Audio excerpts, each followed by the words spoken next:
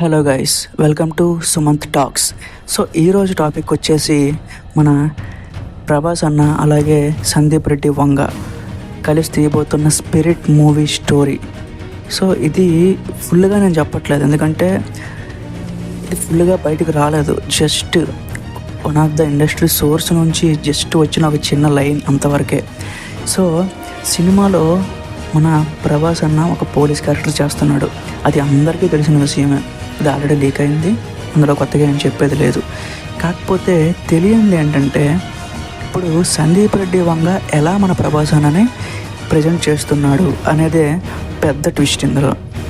So నేను ఇక్కడ ఒక విషయం క్లారిటీగా చెప్తున్నాను, ఎందుకంటే అర్జున్ రెడ్డి మీరు తీసుకుంటే అర్జున్ రెడ్డిలో స్టోరీ ఏం లేదు. జస్ట్ ఇద్దరు లవర్స్ కాలేజీలో కలిశారు, తర్వాత విడిపోయారు, మళ్ళీ కలిశారు, ఇదే స్టోరీ. కానీ అది 3 గంటల పాటు మనల్ని అలా కూర్చోబెట్టి చూపించాడు. సో అలాగే coming to the animal movie, ఇందులో కూడా ఏం లేదు. వాళ్ళ నాన్నని ఒకటి చంపడానికి ట్రై చేస్తాడు.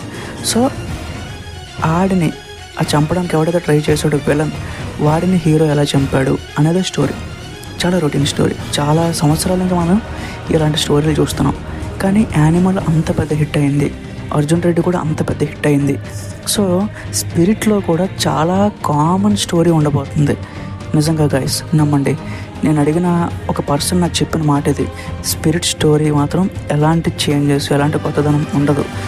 బట్ క్యారెక్టరైజేషన్ మాత్రం మీరు ఇండియాలో చూడని విధంగా ఉంటుంది.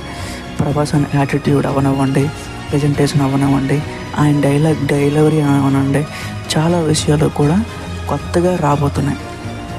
అతని స్టైలింగ్ మనకేంటంటే ఒక పోలీస్ అనగానే జస్ట్ వెళ్ళి ఎవరైతే నేరాలు చేస్తారో పట్టుకొని వాళ్ళకి వార్నింగ్ ఇవ్వడం, ఇదే చూసాం మనం ఇప్పటివరకు TFIలో.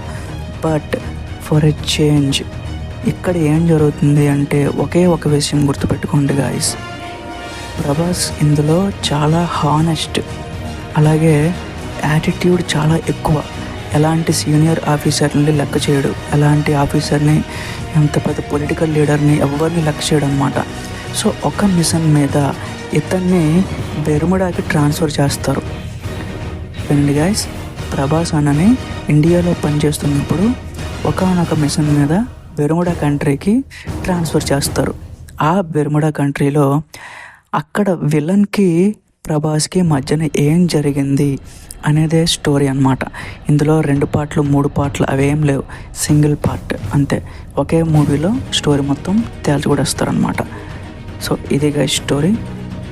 మిగతా అప్డేట్స్ ఏమైనా ఉంటే నేను వెంటనే పోస్ట్ చేస్తాను. Thank you.